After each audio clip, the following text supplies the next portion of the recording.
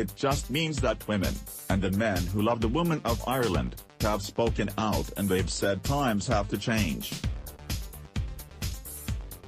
And they are going to change now, a tearful Millet said at the Royal Dublin Society, where the count took place throughout the day.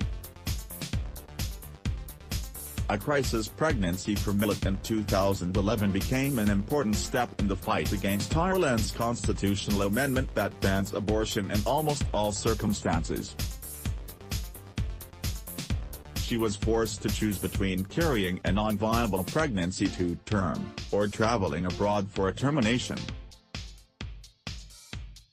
She chose the latter, and in June 2016, the UN's Human Rights Council ruled that the country's abortion regime subjected her to cruel, inhuman and degrading treatment, and called on the Irish government to reform its laws. Now, voters in Ireland have had their say. Scores of other abortion rights activists gathered across Dublin throughout the day. Dr. Ruth Cullen, a spokeswoman for the anti-abortion Love Vote campaign, conceded defeat Saturday before the count had finished. Clara Cameron was at the count, where she watched as all Dublin constituencies were declared overwhelmingly in favour of repealing the amendment, including one area that voted yes at 78.5%. Cameron said she had always hoped Ireland would make the leap forward and had recently noticed a shift in national attitudes. The Irish people, she said, were really ready to embrace progress and trust themselves. It feels really lovely to be trusted and to feel like a whole person in my country.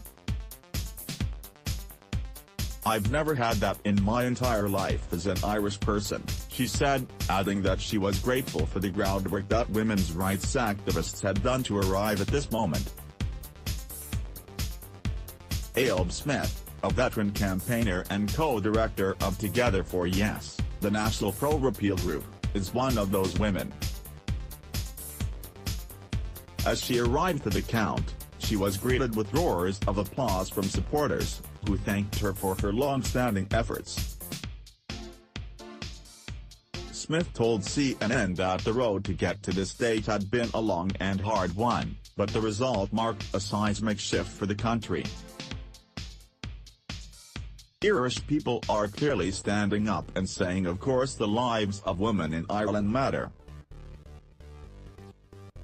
It's a great victory for equality, for freedom, for dignity, for human rights, and not only for women, Smith said. Mark Hickey, a no-voter, observed the count with two other anti-abortion campaigners and was not celebrating. Truth is not established by popular consensus, he said. We will look back at this moment in history as being a very grey one. Lawmakers are expected to vote on legislation providing for terminations in the first 12 weeks of pregnancy, and later in cases where there is a risk to the mother's life or the fetus is not expected to survive by the end of the year. Not far from the polling station, a more somber atmosphere was felt at the mural of Savita Lappinavar, a 31-year-old woman who died in 2012 from a septic miscarriage in Galway after being denied an abortion. Job Howard, 28, brought a bouquet of flowers to the site. Her story was one that captured the realities of what the Eighth Amendment meant in a material, tangible way, he said. It took the life of a woman. Her memory is a bit of an avatar for change, and for the direction that we'd like Ireland to take. Her story encapsulates what we'd like to never see again and hope that whatever changes can be made in her honor. Others left notes. One read, "If I have a daughter, I will name her Savita, after you." By late afternoon, thousands of supporters had gathered in Dublin Castle, where a festive atmosphere was unfolding among a crowd of all ages.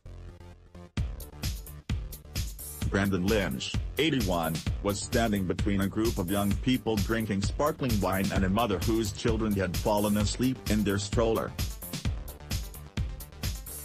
He said he was happy Ireland had moved on from its past, one where the church controlled everything. He acknowledged that he was an outlier